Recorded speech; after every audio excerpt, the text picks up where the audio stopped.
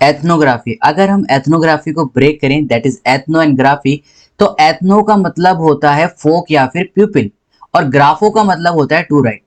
तो एथनोग्राफी का क्या मतलब हो गया? Writing about the people. Hey guys, मेरा नाम है कैफीन शॉट और आज हम बात करने वाले हैं एथनोग्राफी के ऊपर। तो अगर अभी तक आपने हमारे चैनल को सब्सक्राइब नहीं करा है, सब्सक्राइब करिए, बेल आइकन को जरूर दबाइए ताकि फ्यूचर में जितनी भी वीडियोस हैं आपको सबसे जल्दी और आसानी से मिल सके। This is caffeine shot, let's get started. So ethnography का मतलब होता है राइटिंग अबाउट द पीपल। अब लोगों के बारे में क्या लिखोगे? यानी कि लोगों के बेसिकली अगर हम बात करें तो उनके कल्चर के बारे में हम बात करते हैं। अब आपने कहा सर कल्चर को तो हम जानते हैं, क्रिश्चियन हो गया, मुस्लिम हो गया, हिंदू हो गया, ये सारे कल्चर हम अच्छी तरीके से जानते हैं। कुछ ऐसी ट्राइब्स होते हैं जो कि हमें वहां पर नहीं पहुंच पाए हैं, या फिर कुछ ऐसे कल्चर्स जिनके बारे में अभी तक हमें नॉलेज नहीं हो पाई है, या फिर वो लोग अपने आप में बहुत ज्यादा क्या है, कंसोलिडेटेड है, अपने आप में ही वो अपनी चीजें रखते हैं। जैसे कि अगर आप देखोगे मध्य प्रदेश में अभी भी इंडिया में बहुत सारी ऐसी ट्राइब्स हैं जो कि बिल्कुल रियल वर्ल्ड से बिल्कुल भी कोई उनका नाता नहीं रहता है, और रियल जो लोग हैं वहां पर भी उन लोगों को नहीं पता है कि ये ट्राइब यहाँ पर लिव करती हैं। तो ethnography is writing about those people who are some kind of the tribe that are not related with the real world. Okay, अब देखते हैं इथनोग्राफी के बारे में। Ethnography help in the cross culture analysis. अब हम एक इंडिविजुअल हैं और दूसरी ट्राइब के बारे में क्या कर रहे हैं? एज ए रिसर्चर मैं दूसरी ट्राइब के बारे में जानना चाहता हूं, तो मैं क्या करूंगा? उस ट्राइब के अंदर जाऊंगा, राइट? तो ये क्या करेगा, जब मैं उस ट्राइब के अंदर जा रहा हूं, मैं क्या सीखने जा रहा हूं वहां पर? Help in cross culture analysis, उनके कल्चर को एनालिसिस करने जा रहा हूं। और जब मैं उनके कल्चर को एनालिसिस कैसे कर लूंगा? कल्चर को एनालिसिस अगर मेरे को करना है किसी के, तो 1 या 2 दिन में तो नहीं लग जाएगा। यहाँ पर ये जो स्टडी होती है ये बहुत ज्यादा डीप स्टडी होती है, और जो रिसर्चर होता है उसे अराउंड 2 से 3 साल वहां पर रुकना होता है, उनके कल्चर्स को, उनके नॉर्म्स को फॉलो करना पड़ता है।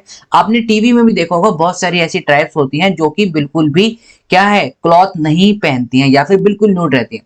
तो अगर कोई रिसर्चर वहां जा रहा है तो उसको भी वहां पर न्यूड रहना पड़ेगा। मैंने एक डॉक्यूमेंट्री देखी थी जहां पर जो ट्राइब्स थी वो क्या थी, आंट्स खा रही थी, यानी कि चींटियां खा रही थी।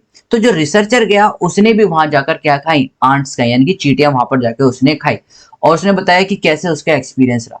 तो इन शॉर्ट जिस ये जो स्टडी होती है बहुत ज्यादा डेप्थ स्टडी होती है, लगभग 3 से 4 साल एक रिसर्चर को उनके बीच में रहना पड़ता है। क्यों? कल्चर एनालिसिस आप 1 या 2 दिन के अंदर नहीं कर सकते। हाईली फ्लेक्सिबल होते हैं, फ्लेक्सिबल मतलब कि अपने ऊपर अकॉर्डिंग रहती है, क्योंकि रिसर्चर ही जा रहा है तो अपने अकॉर्डिंग वो इंटरप्रिटेशन लिखता है, इंटरप्रिटेशन बट किसके थ्रू? उस कल्चर के नॉर्म्स के थ्रू। ओरिएंटेड फ्रॉम द और ओरिजिनेटेड फ्रॉम द एंथ्रोपोलॉजी से ये क्या हुआ? ओरिजिनेट हुआ। और देखते हैं इथनोग्राफी के बारे में। Ethnography research is all about how people live, कि लोग कैसे जीते हैं, हाउ पीपल कम्युनिकेट। अब वो लोग, यहाँ पर नॉर्मल पीपल की हम बात नहीं कर रहे, हम उस पर्टिकुलर कल्चर के, जो हमने यहाँ पर बात करी है, उस कल्चर के लोगों की बात कर रहे हैं, उस कल्चर के लोगों के पीपल के बारे में बात कर रहे हैं, राइट? कि वो कैसे कम्युनिकेट करते हैं, कैसे एक दूसरे से अंडरस्टैंड करते हैं, अपने इन्वायरमेंट में वो कैसे रहते हैं, और उनका इन्वायरमेंट के ऊपर क्या इफेक्ट पड़ता है, और इन्वायरमेंट का उनके ऊपर क्या इफेक्ट पड़ता है। यानी कि उनका इन्वायरमेंटल के ऊपर क्या इफेक्ट पड़ता है और इन्वायरमेंट का उनके ऊपर क्या इफेक्ट रहता है, यानी कि vice versa. Okay, ethnography research is guided by the research question. क्या आपके क्वेश्चन है, अगर आप किसी दूसरे क्रॉस कल्चर के बारे में एनालिसिस कर रहे हैं तो पहले से ही आपके कुछ क्वेश्चंस एज ए ब्लूप्रिंट आपको पता होते हैं कि मैं जाके मेरी रिसर्च का टॉपिक ये है, मेरी रिसर्च का एम ये है, that is guided by the research question. Study situational in the real time, और रियल टाइम की स्टडी होती है बिल्कुल डेफिनेटली जब डीप स्टडी हो रही है, और मैंने आपको क्या बताया, डेप्थ रिसर्च चल रही है तो रियल टाइम होती है। रिसर्चर वहां जाता है और एनालिसिस करता है किसी के बेसिस पर या फिर दूसरों के इंटरप्रिटेशन की बेसिस पर नहीं, रियल टाइम में जाकर वो क्या करता है? एनालिसिस करता है। पूरा फील्ड वर्क होता है। फील्ड वर्क मतलब रिसर्चर वहां जाके उसे रहना पड़ता है। अगर हम बात करते हैं टाइप ऑफ एथनोग्राफी की, तो 2 टाइप के होते हैं, एक मैक्रो एथनोग्राफी और एक माइक्रो एथनोग्राफी। मैक्रो एथनोग्राफी क्या होती है? जब आप किसी बड़े कल्चर के बारे में रिसर्च कर रहे हैं, जैसे कि ज्यूज, राइट? या फिर आप कोई भी कल्चर ले लीजिए, अगर हम इंडिया की बात करें तो हिंदू कल्चर की बात कर लेते हैं। माइक्रो कल्चर ऐसे कल्चर होते हैं जो कि माइक्रो एथनोग्राफी में वो कल्चर जो कि बहुत ज्यादा क्या है, छोटे हैं। यानी कि यहाँ पर हम बात कर रहे हैं, सपोज कर लीजिए किसी एक पर्टिकुलर पार्टी के बारे में, और यहाँ पर उस पार्टी का जो एक छोटा सा ग्रुप है उसके बारे में बात कर रहे हैं।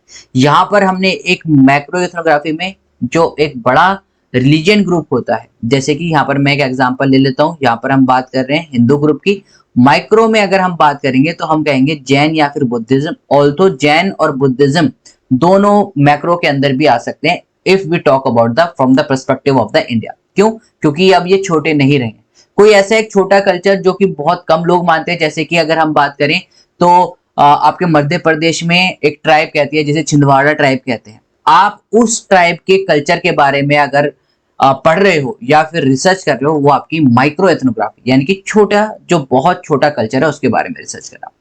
ये तो हो गई किसके, जब हम बात करते हैं टाइप ऑफ एथनोग्राफी के। लेकिन जो एथनोग्राफर होता है यानी कि जो रिसर्चर होता है, जब वो उस कल्चर में पहुंच जाता है तो उसकी तरह से भी दो टाइप निकल के आते हैं। यहां से आपका क्वेश्चन पूछा जाता है, दैट इज एमिक पर्सपेक्टिव और एटिक पर्सपेक्टिव। एटिक पर्सपेक्टिव क्या रहता है कि जब रिसर्चर जब जो उसका मानना है उस कल्चर के बारे में, यानी कि जो रिसर्चर है वो उस कल्चर के बारे में क्या सोच रहा है। What does that mean? That means कि जो ऑब्जर्वर है, जो रिसर्चर है, वो उस कल्चर को कैसे देख रहा है। और जब हम बात करते हैं एमिक अप्रोच की, यानी कि वो जो लोग हैं उस कल्चर के, वो बाहर की दुनिया को कैसे देखते हैं। अब देखिए किसी का भी दो पर्सपेक्टिव हो सकते हैं। एक कि बाहर से लोग ए बी को कैसे देख रहा है, अगर मैं इससे बात करूं, और बी ए को कैसे देख रहा है। सेम यही पर्सपेक्टिव जब रिसर्चर का पर्सपेक्टिव की बात कहते हैं, यानी कि रिसर्चर उस पर्टिकुलर कल्चर, उस पर्टिकुलर ग्रुप के बारे में क्या सोच रहा है, दैट इज एटिक पर्सपेक्टिव। वहीं पर ही वो लोग रिसर्चर के बारे में क्या सोच रहे हैं, that is your emic perspective. यहां से बहुत क्वेश्चन पूछे जाते हैं, what is the difference between emic perspective, etic perspective, ये पूछा जा सकता है। What do you mean by the macro ethnography and micro ethnography, या फिर ये टोटल 6 मार्क्स में पूछा जा सकता है, what do you mean by the ethnography. इस क्वेश्चन को जरूर करके जाएं। वीडियो पसंद आई है तो लाइक करें, शेयर करें, सब्सक्राइब करना ना भूलें। We will meet in the next video. Till then keep smiling, keep gathering lots of memory. This is caffeine shot. Have a great day. Thank you all of